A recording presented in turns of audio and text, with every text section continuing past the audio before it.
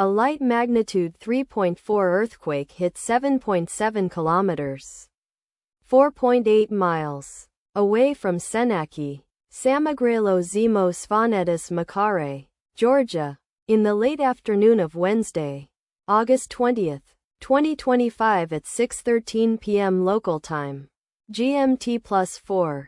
The quake had a very shallow depth of 6 kilometers, 3.7 miles, and was reported felt by some people near the epicenter.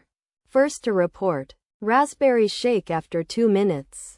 The earthquake occurred 15 weeks after a magnitude 3.4 earthquake had hit on Friday, May 9, 2025, at 11:53 a.m. local time, Asia, Tbilisi, GMT+4, in 36 kilometers, 23 miles, distance to the northeast. Data source from Volcano Discovery. Did you feel it? Let us pray. May the earthquake that occurred not affect our brothers and sisters there. May the earthquake not happen again. And may God protect everyone.